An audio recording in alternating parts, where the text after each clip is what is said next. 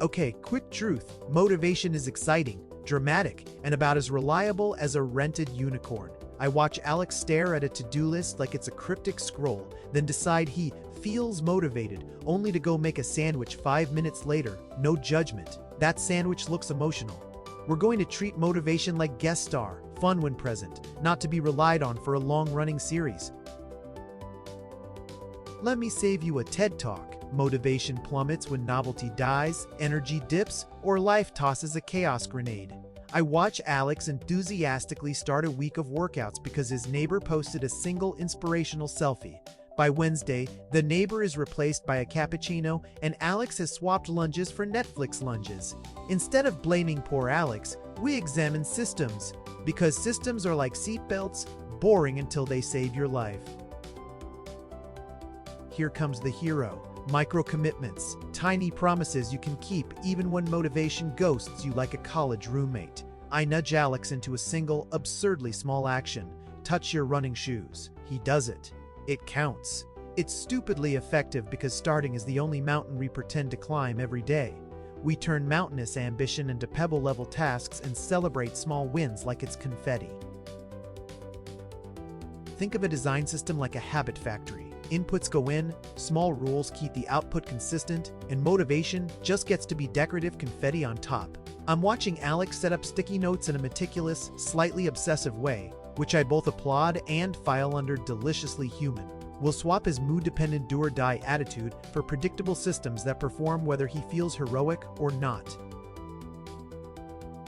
Durability isn't sexy, but it outlasts sparks of enthusiasm, like a slow-burning candle compared to a fireworks show that leaves you in the dark. I watch Alex imagine his future self triumphantly running marathons. Then we scale that down to a 40-second walk that actually happens. That tiny consistency snowballs, and yes, I will cheer too loudly in your mental background when it does. So, summary. Ditch the wait for motivation plan, shrink tasks until Alex can't say no, and make systems that run themselves, like tiny robots for your life but less creepy.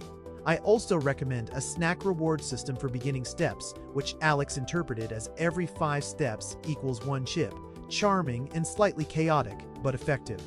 We're only 2 minutes into the plan and already emotionally committed to snacking strategically.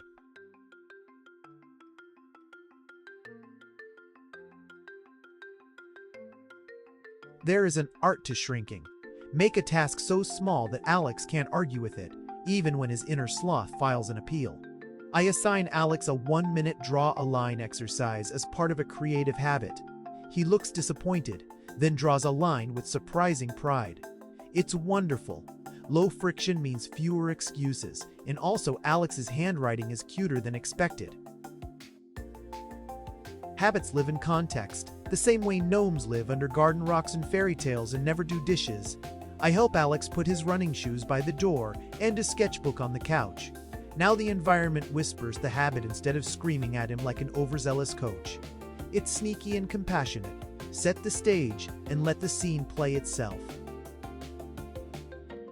Friction is the sneaky cousin of excuses. If something feels hard, we magically invent reasons not to do it. I watch Alex put his resistance band in a visible spot and pre-fill a water bottle, so starting a 5-minute stretch is no longer a negotiation. Friction reduction is basically life hacking with less judgment and more prizes for I did the thing.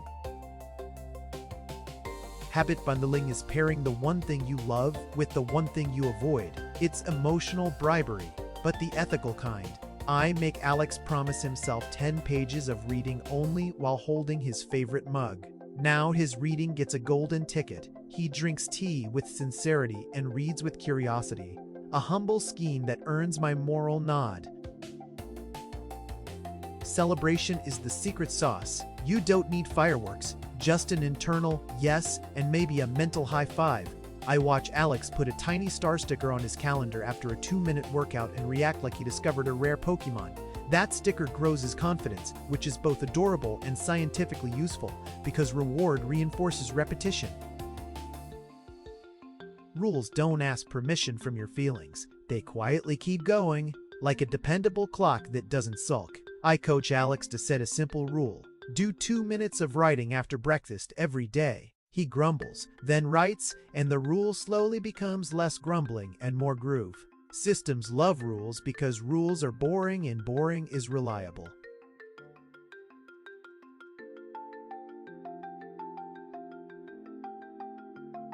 Here's the classic cue, routine, reward. The habit loop that neuroscience loves more than free pizza. I point at Alex as if he's a living demo. His cue is the alarm. His routine is stretching. His reward is a hot coffee that tastes like tiny victory. We tweak each part like a radio dial until the station plays smooth consistency. Obvious cues cut through forgetfulness like neon signs in a foggy city. Very helpful for forgetful people like Alex. I help him put a bright sticky note on his bathroom mirror, and suddenly the cue is doing jump rope. He looks surprised, then amused at his own predictability. Visibility is a tiny cheat code for human brains. We slice routines so thin that skipping them feels like a larger chore than doing them. Reverse psychology for productivity. I see Alex set a timer for 5 minutes of creative work, and because his brain values completion, 5 minutes becomes 10, then 30, and his smugness increases exponentially. Start small, then let curiosity carry the rest. Immediate rewards beat someday rewards every time. Your brain likes applause now, not in 12 weeks. I give Alex a little celebratory jingle on his phone after he completes the habit and watch his body involuntarily grin. Yes, our brains are mercenary, and yes, I love that about them. Immediate pleasure helps habits migrate from choice to default. Tracking turns vague intentions into evidence, and I enjoy being a tiny detective, watching Alex collect proof of his tiny wins. He marks a habit tracker with satisfying X's, and the pattern forms like a constellation. When you see constellations, you can't help feeling you're part of something. Patterns encourage more patterns. It's behavior inception. Design systems should be kind to your worst self, the groggy, emotionally tired, not today version of Alex we all know intimately. I coach him to create do-nothing versions of habits for those days. 2 breaths of mindful breathing count as meditation if that's all he has. When the bar is low and achievable, the habit still wins, and we all feel a little victorious.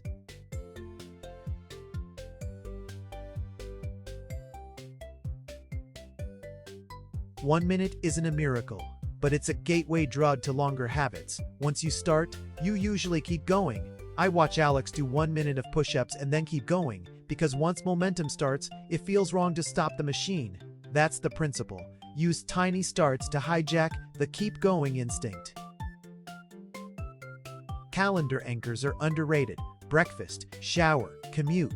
These are habit magnets. I tie Alex's writing habit to his breakfast bowl, and suddenly words appear between spoonfuls, which is both efficient and slightly crunchy. Anchor chains create reliable moments that micro-commitment builders can exploit ethically. Good systems iterate. They don't sit on a pedestal and hope for miracles.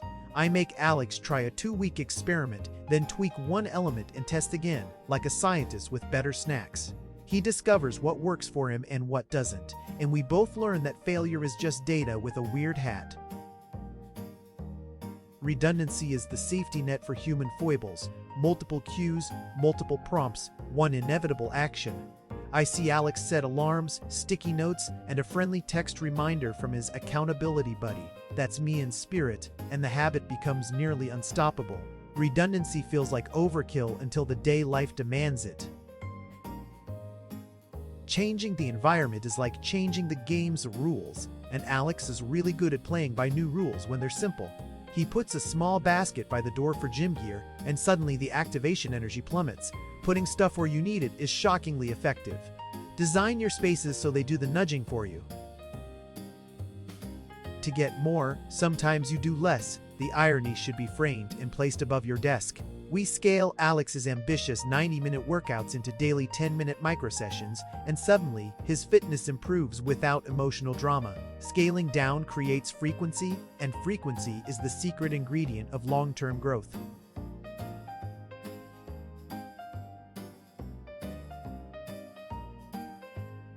Accountability works when it's encouraging, not shaming. That's the kind I subscribe to in my imaginary church of small wins. I set Alex up with a weekly check-in where he reports 2 tiny wins and 1 learn. He shows up sheepish and leaves proud, which is the arc we want. Accountability is more like a gentle mirror than a spotlight of judgment. Feedback should tell you what worked, not what an ancient self-improvement guru thinks you failed. I help Alex notice patterns in his tracker and adjust the next week.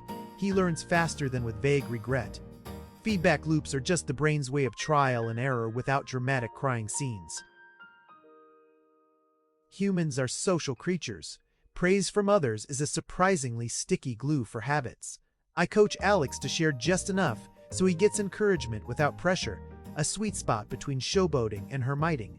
Public small steps become social currency, and that's delightful for everyone involved.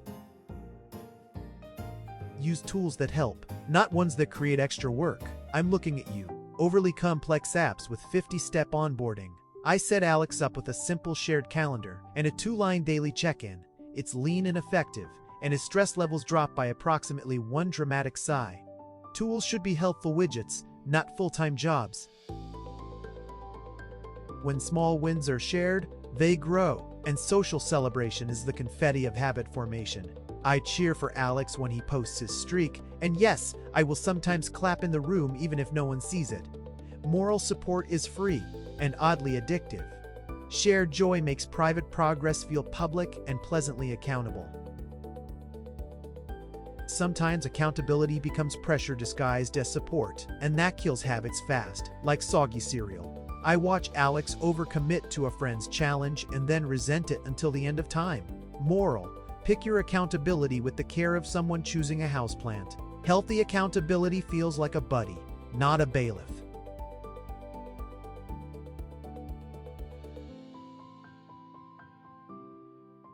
Slips happen. They're practically neighbors with us at this point. I watch Alex miss a week and then apologize to his habit tracker like it's a tiny offended friend. I tell him, friendship survives a missed chat. Normalizing slips lowers shame and increases the odds of resuming, which is the real win. A slip isn't random, it's a symptom. I play detective with Alex, asking gentle questions until we find the true barrier: fatigue, schedule conflict, or an unrealistic plan. Once we identify the cause, the fix is rarely dramatic. It's usually move the cue or shorten the routine, and suddenly the habit breathes again. Adaptation is survival. Abandoning is dramatic and unnecessary. I help Alex pivot from a daily 30-minute journal to 2-minute micronotes on tough days, and he keeps getting better without crushing guilt. Flexibility keeps good systems functioning when life throws curveballs and surprise ice cream trucks. Mini restarts are the power of okay. Let's begin again without a melodramatic reset button. I set Alex a 24-hour pause rule. If he misses, he resumes the next day with a 1-minute comeback task. This keeps momentum alive and avoids the all-or-nothing trap that so many of us date briefly and then ghost forever. Perfectionism is the enemy of the tiny win, and it's sneaky because it pretends to be high standards. I watch Alex rewrite the instructions 10 times before doing anything and intervene like a hopeful but slightly exasperated friend. The cure is permission. Permission to be imperfect, then permission to be imperfect, then permission to be proud. Sometimes a system needs a full reboot, and that's okay. It's not failure, it's maintenance. I advise Alex to perform quarterly check-ins, keeping or discarding rules based on actual joy and progress, like Marie Kondo for tiny commitments. Reboots are proactive and zen-like, and yes, they occasionally involve snacks.